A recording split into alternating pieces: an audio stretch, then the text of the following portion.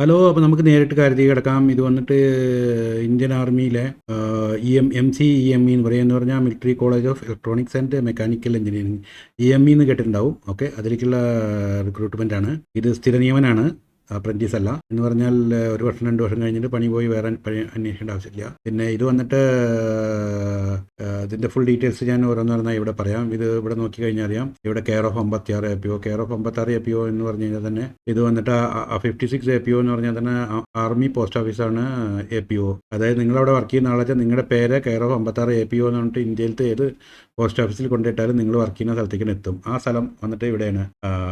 ഇതാ ഇവിടെ ഉണ്ട്, military college of EME, pincode ഉണ്ട് 56 APO. ഇത് വന്നിട്ട് സെക്കന്ദരാബാദ്, ഇപ്പോൾ തെലങ്കാനയിലാണ്. മുന്നേ ആന്ധ്രാപ്രദേശ്, തെലങ്കാനയിലാണ്. അപ്പോൾ ഇനി നോക്കാനുള്ളത് അടുത്ത ഏതൊക്കെ വേക്കൻസി ഉള്ളതെന്നാണ്. ഓക്കെ, ഇത് ലോവർ ഡിവിഷൻ ക്ലർക്ക് 5 ഉണ്ട്, stenographer, laboratory assistant, civil motor driver, boot maker, equipment repair, barber, multi tasking staff, അതാണ് MTS എന്ന് ഉണ്ടായാലും ഇതിൽ ട്രേഡ്സ്മാൻ മേറ്റ്. ഓക്കെ, ഇത്രയും ഇതാണ്. ഓരോന്നിലേക്കുള്ള അൺറിസർവ്ഡ് ആണ്. ഇവിടെ വേക്കൻസികൾ ഓരോന്നോരോന്നായിട്ട് കൊടുത്തിട്ടുണ്ട്. ടോട്ടൽ വേക്കൻസി അൺറിസർവ്ഡ് ഇത്ര, SCക്ക് ഇത്ര, STക്ക് ഇത്ര. ചിലതിലൊന്നും SC/STക്ക് ഇല്ല, പക്ഷേ അവർക്ക് അത് അൺറിസർവ്ഡ് അപ്ലൈ ചെയ്യാൻ പറ്റും. ഓക്കെ, അപ്പോൾ അതാണ് ഇവിടെയുള്ള വേക്കൻസികൾ. ഇനി നമുക്ക് നോക്കാനുള്ളത് ഓരോ ഇതിനുള്ള വേക്കൻസി. അതായത് ഇപ്പോൾ ലോവർ ഡിവിഷൻ ക്ലർക്കാണെന്ന് ചെന്നാൽ pass in 12th pass from recognise, അതായത് 12ാം ക്ലാസ് പാസ്സായിരിക്കണം. LD ഡിവിഷൻ ക്ലർക്കിന് പ്രത്യേകം ശ്രദ്ധിക്കുക, സർട്ടിഫിക്കറ്റ് ഇല്ലെങ്കിൽ LD ഡിവിഷൻ ക്ലർക്കിന് 100% ഇത് 35 വേർഡ്സ് പെർ മിനിറ്റ് ഇംഗ്ലീഷോ അല്ലെങ്കിൽ 30 വേർഡ്സ് പെർ മിനിറ്റ് ഹിന്ദിയോ വേണം. അത് എല്ലാ ലോവർ ഡിവിഷൻ ക്ലർക്കും മിലിറ്ററിയിലേക്ക് വരുന്ന എല്ലാതും അങ്ങനെ തന്നെയാണ്. അപ്പോൾ സർട്ടിഫിക്കറ്റ് ഇല്ലെങ്കിൽ നിങ്ങളത് അവിടെ കാണിച്ചു കൊടുത്താൽ മതി. അപ്പോൾ അതിനെന്താ ചെയ്യാൻ പറ്റുക വെച്ചാൽ അത് നമ്മൾ ഇതിന് പല പല ആപ്പുകളും കിട്ടും. കമ്പ്യൂട്ടറിൽ നമ്മൾ അടിച്ച് പഠിച്ചിട്ട് പോയതിന് ശേഷം പോവുക, അതേ പറ്റും. ഓക്കെ, പിന്നെയുള്ള സ്റ്റെനോഗ്രാഫറാണ്. സ്റ്റെനോഗ്രാഫർ ഇതാ അഗൈൻ 12th പാസ്സായിരിക്കണം. പിന്നെ ഡിക്റ്റേഷൻ, അതായത് അവർ പറയുമ്പോൾ നമ്മൾ ടോട്ടൽ എഴുതി 80 വേർഡ്സ് പെർ മിനിറ്റ്, 10 മിനിറ്റ്സ് 80, അതാണ് ടെസ്റ്റ്. ഓക്കെ, ട്രാൻസ്ക്രിപ്ഷൻ അത് സ്റ്റെനോഗ്രാഫറുള്ളത്. പിന്നെ ലബോറട്ടറി അസിസ്റ്റന്റ് വീണ്ടും essential, graduate in science with physics, chemistry and mathematics from or diploma in electrical or mechanical electronics engineering from recognise. അപ്പോൾ അതായത് diploma in electrical mechanical electronics engineering ഉള്ള ആൾക്കാർക്ക് laboratory assistant ആയിട്ടിരിക്കാം. Graduate in science with physics, chemistry, mathematics പഠിച്ച ആൾക്കാർക്കും ഈ laboratory assistant ചെയ്യാം. പിന്നെ സിവിൽ മോട്ടോർ ഡ്രൈവർ, അതായത് ഡ്രൈവർ, മെട്രിക്കുലേഷൻ 10 പാസ്സായിരിക്കണം. പിന്നെ must possess civilian driving licence for heavy vehicle ഓടിക്കാനുള്ള ഇതുണ്ടായിരിക്കണം. Licence ഉണ്ടായിരിക്കണം. 2 years എക്സ്പീരിയൻസ് വേണം വേണ്ടത്. അതെല്ലാം ഒരു എവിടെയെങ്കിലും വർക്ക് ചെയ്തു പോലത്തെ ഒരു 2 year ഉണ്ടാക്കി കൊടുത്താലുണ്ട്. അപ്പോൾ നടക്കില്ലല്ലോ. ഓക്കെ, മെയിനായിട്ട് 10ാം ക്ലാസ് പാസ്സായിരിക്കണം, പ്ലസ് ഇതും വേണം, എന്താ പറയുക, 2 വർഷത്തെ എക്സ്പീരിയൻസ് വേണം. പിന്നെ ബൂട്ട് മേക്കർ അത് വന്നിട്ട് ജസ്റ്റ് SSLC പാസ്സായാൽ മതി. Should be able to carry out all canvas, textile, leather repair അങ്ങനെയുള്ളതാണ്. ഓക്കെ, 10ാം ക്ലാസ് പാസ്സായി കഴിഞ്ഞാൽ ഈ വർക്ക് ചെയ്യാനും കൂടി ഉള്ള റിപ്പയറും കാര്യങ്ങളൊക്കെ ചെറിയ പരിപാടി അതൊക്കെ. ഓക്കെ, പിന്നെ ബാർബർ എസെൻഷ്യൽ 10ാം ക്ലാസ് പാസ്സായിരിക്കണം. പിന്നെ 1 year എക്സ്പീരിയൻസ്, ബാർബറായിട്ടുള്ള എക്സ്പീരിയൻസ് വേണം. പിന്നെ മൾട്ടി ടാസ്കിംഗ് സ്റ്റാഫ്, അതാണ് മറ്റേ തംബ്നെയിൽ കാണിച്ച MTS. അതായത് എസെൻഷ്യൽ 10ാം ക്ലാസ് പാസ്സായിരിക്കണം 100%. അതായത് ഇത് ഒരുപാട് വേക്കൻസി വരുന്നതാണ്. ഓക്കെ, 10ാം ക്ലാസ് പാസ്സായിരിക്കണം, plus conversion with duties of respect trades with 1 year experience in the trade. Okay, ജനറലായിട്ട് പറയുന്നതാണ്. ഓക്കെ, മെയിനായിട്ട് 10ാം ക്ലാസ് പാസ്സായിരിക്കണം. പിന്നെ tradesman mate, matriculation pass from recognised board, അതായത് ട്രേഡ്സ്മാൻ മേറ്റ് ആണെങ്കിൽ ജസ്റ്റ് വേറെ ഒന്നുമില്ല, 10ാം ക്ലാസ് പാസ്സായാൽ മതി. ഓക്കെ, അപ്പോൾ അതാണ് അതിനെ പറ്റി പറയാനുള്ളത്. പിന്നെ ഏജ് ഇപ്പോൾ 25 വയസ്സ് വരെ, 18 to 25 ഇടയിലുള്ള ആൾക്കാർക്ക് അപ്ലൈ ചെയ്യാൻ പറ്റും. വേറെ പറയുകയാണെങ്കിൽ ഇപ്പോൾ SK ഇവിടെ കൊടുത്തിട്ടുണ്ട്. അതെല്ലാം അടിപൊളി ഇതാണ്.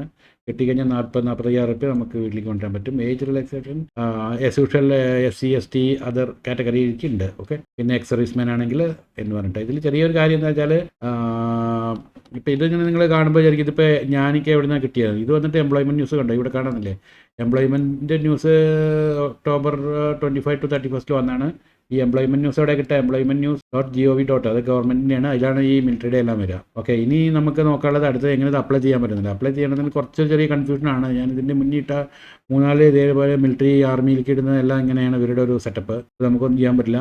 അവർ പറയുന്നത് ഫോളോ. ചിലപ്പോൾ ഇത് ആർമിയിലേക്ക് ആവുകൊണ്ട് ഇത് കറക്റ്റായി ചെയ്യുന്ന ആൾക്കാരെ കറക്റ്റായി ഐഡൻറ്റിഫൈ ചെയ്ത് അങ്ങനെ ഒരു ഉത്തരവാദിത്തോടു കൂടി ചെയ്യുന്ന ആൾക്കാർക്ക് ചെയ്യാൻ പറ്റും എന്നുള്ള ആൾക്കാരല്ലേ ഇപ്പോൾ ചെയ്യുള്ളൂ. അപ്പോൾ അവർക്ക് ആ ഉത്തരവാദിത്തമുള്ള ആൾക്കാരെ എടുക്കാൻ വേണ്ടിയിട്ടും കൂടി ആയിരിക്കാം അവർ ഇങ്ങനെ ഒരു കോംപ്ലിക്കേറ്റഡായി വെച്ചത്. അതും ഒരു ടെസ്റ്റായിട്ട് അവർ ഉപയോഗിക്കുന്ന, അല്ലെങ്കിൽ സിമ്പിളായിട്ട് ഓൺലൈനിൽ ഇട്ടാൽ മതി. ഇപ്പോൾ എല്ലാം ഓൺലൈനാണ്, പക്ഷേ ഇതിൽ ഓൺലൈൻ ഇല്ല. ഓക്കെ, അപ്പോൾ നമുക്ക് നേരെ വന്നു കഴിഞ്ഞാൽ ഇതിൻ്റെ ഇതാ ഇവിടെ ഉണ്ട്. Okay, application application form. ഈ ആപ്ലിക്കേഷൻ ഫോം എന്ന് പറഞ്ഞാൽ ഇതിന് വേറെ പ്രത്യേകത എന്താ വെച്ചാൽ ഇത് ഒരേ A4 ഷീറ്റിൽ തന്നെ പാതിയെ കൊടുക്കണം. അപ്പോൾ അതാ ഇവിടെ ഇതൊരു ഇതാണ്. ഓക്കെ, അപ്പോൾ ഇങ്ങനെ നിങ്ങൾക്ക് എടുക്കാൻ പറ്റില്ല. ഇത് നിങ്ങൾ ഒരു ഇൻ്റർനെറ്റ് കഫേയിൽ പോയിട്ട് ഇതിനെ ടൈപ്പ് ചെയ്ത് മാറ്റണം. ഞാൻ നോക്കട്ടെ, ടൈപ്പ് ചെയ്ത് കിട്ടിക്കഴിഞ്ഞാൽ ഞാൻ ഉള്ളത് എവിടെയെങ്കിലും കിട്ടിക്കഴിഞ്ഞാൽ ഞാൻ ഇത് ഇടും ചെയ്യാം. ആരെങ്കിലും ഇതുവരെ കണ്ടിട്ട് ഇതിൻ്റെ കമൻറ്റ് ഇടുകയാണെങ്കിൽ ഞാനത് ചെയ്യാം. അല്ല, കമൻറ്റ് ആരും ഇട്ടിട്ടില്ലെങ്കിൽ ആരും ഇതിന് ശ്രദ്ധിക്കുന്നില്ല എന്നല്ല അർത്ഥം. അപ്പോൾ ഞാൻ വെറുതെ പണിയെടുക്കേണ്ട ആവശ്യമില്ലല്ലോ. അല്ലെങ്കിൽ ഞാനത് ഇട്ടുതരാം നിങ്ങൾക്ക്. ഓക്കെ, അതൊന്നും ഒരു പ്രശ്നമല്ല. അപ്പോൾ ഈ ആപ്ലിക്കേഷൻ ഫോം എന്ന് വെച്ചാൽ ഇതപ്പോൾ ഞാൻ ഈ ചുവപ്പ് വെച്ചിട്ടില്ലേ, ഇതുവരെ ക്രോണോളജി ഇത് ഇങ്ങനെയുള്ള ഇതുവരെ, അതായത് ഇത് ഒന്നാമത്തെ പേജാണ്. ഇത് രണ്ടും കൂടി ഒരു പേജിൽ വരണം. ഓക്കെ, ഇത് രണ്ടാമത്തെ പേജിൽ വരണം. അങ്ങനെ വേണം ഇത് അപ്ലൈ ചെയ്യാൻ. കാരണം എന്താ വെച്ചാൽ ഇത് നിങ്ങളുടെ ആപ്ലിക്കേഷൻ ഫോമും ഈ അക്നോളജ്മെൻറ്റ് അഡ്മിറ്റ് കാർഡ് എന്ന് പറയുന്നത് നിങ്ങൾക്ക് തിരിച്ചു വരാനുള്ളതാണ്. അതായത് അവർ സീലടിച്ച്, അതായത് നിങ്ങൾ പോസ്റ്റ് അപ്ലൈഡ് എല്ലാം നിങ്ങൾ എഴുതി കൊടുക്കണം. അപ്പോൾ അവരെന്ത് ചെയ്യും, അവിടെ നിങ്ങളുടെ റോൾ നമ്പറും ഇൻഡെക്സ് നമ്പറും ഒക്കെ ഇട്ടിട്ട് അവർ സീലടിച്ച് നിങ്ങൾക്ക് തരും. അപ്പോൾ അതിലായിരിക്കും ഉണ്ടാവുക ഡീറ്റെയിൽസ്, നിങ്ങൾ എവിടെയാണ് ഇൻ്റർവ്യൂ, എപ്പോഴാണ് ഡേറ്റ്, ടൈം എപ്പോഴാണ്, എങ്ങനെ വരേണ്ടത്, എന്താ സ്ഥിതി എന്നുള്ളത്. അപ്പോൾ ഇവിടെ ഒരു ഫോട്ടോ ഇതാക്കിയിട്ട് ഈ ഡീറ്റെയിൽസ്, പിന്നെ ഇവിടെ ഒരു ഫോട്ടോ വേണം. അപ്പോൾ 2 ഫോട്ടോ ആയി. പിന്നെ 2 ഫോട്ടോ ഇവിടെ കൊടുത്തിട്ടുണ്ടാവും. ഇതവിടെ ഉണ്ട്, 1 സെൽഫ് അഡ്രസ്ഡ് എൻവലപ്പ് അഫിക്സ്. അപ്പോൾ അതായത് അപ്പോൾ ഇതിൻ്റെ ഉള്ളിൽ 2 ഫോട്ടോ ഇവിടെ ഒട്ടിക്കാൻ വേണം.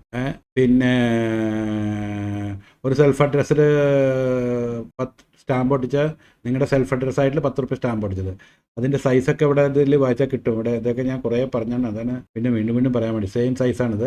ഓക്കെ, ഇതിൽ എഴുതിയിട്ടുണ്ട്. ഓക്കെ, ഈ 10 റുപ്യ സ്റ്റാമ്പ് ഒട്ടിച്ച. പിന്നെ self attested photo copies of certificates, അതായത് ഇതോടുകൂടി നിങ്ങളുടെ പല സർട്ടിഫിക്കറ്റ് കോപ്പി വയ്ക്കില്ല, അത് എത്ര എണ്ണം ഉണ്ട്. അപ്പോൾ നിങ്ങൾ 8 എണ്ണം ആണെങ്കിൽ 8 എന്ന് എഴുതുക. അല്ല, ഇപ്പോൾ 6 ആണെങ്കിൽ 6 എന്ന് ഇവിടെ കൈ കൊണ്ട് എഴുതുക. ഓക്കെ, അത്രേ ഉള്ളൂ. പിന്നെ 2 സെൽഫ് അഡ്രസ്ഡ് ഫോട്ടോഗ്രാഫ്, ഈ ഇതിൽ ഒട്ടിക്കാത്തതിന് പുറമേ 2 എണ്ണം വേണം. അതിൽ name and mothers name on the back side, അതായത് 2 എണ്ണം വേണം. അതിൽ നിങ്ങളുടെ പേര് എഴുതണം, സൺ ഓഫ് അമ്മയുടെ പേരും അതിൽ എഴുതണം. പിന്നെ എക്നോളജ്മെൻറ്റ് അഡ്മിറ്റ് കാർഡ്, ഇതാണ് ഇത്. ഓക്കെ, ഇതെല്ലാം കൂടി അറ്റാച്ച് ചെയ്ത് അവർക്ക് പോകണം. അപ്പോഴാണ് അവർ നിങ്ങളെ വിളിക്കുക. ഓക്കെ, ഇതിപ്പോൾ മറ്റേ നിങ്ങളൊരു കാര്യം ചെയ്യുക, ഇത് ഇങ്ങനത്തെ കുറേ വരുന്നുണ്ട്. ഇപ്പോൾ മിലിറ്ററി ഡേ എന്താണെന്ന് അറിയില്ല, കുറേ റിക്രൂട്ട്മെൻറ്റ് നടക്കുന്നുണ്ട്. അപ്പോൾ നിങ്ങൾ എന്താ ചെയ്യേണ്ടത് വെച്ചാൽ, ഇതിപ്പോൾ നിങ്ങൾക്ക് പറ്റിയില്ലെങ്കിൽ ഇത് 18-25 ജസ്റ്റ് SSLC പാസ്സുള്ളവർക്കും diploma, degree, BSc physics, chemistry, maths ഉള്ളവർക്കൊക്കെ ഇത് അപ്ലൈ ചെയ്യാൻ പറ്റും. അപ്പോൾ എന്നിട്ട് ഒരു കാര്യം ഞാൻ പറയാൻ വിട്ടുപോയി.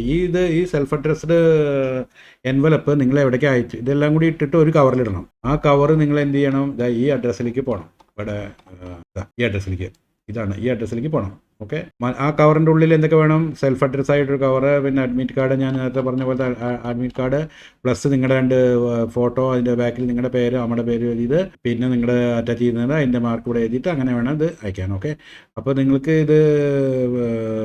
പറ്റിയില്ലെങ്കിലും നിങ്ങളുടെ ഫാമിലി ഗ്രൂപ്പിലും ഫ്രണ്ട്സിൻ്റെ ഗ്രൂപ്പിലും വാട്സാപ്പ് ഗ്രൂപ്പിൽ ഇട്ട് കഴിഞ്ഞാൽ അത് ആർക്കെങ്കിലും ഉപകാരപ്പെടും. ഓക്കെ, അപ്പോൾ താങ്ക് യു.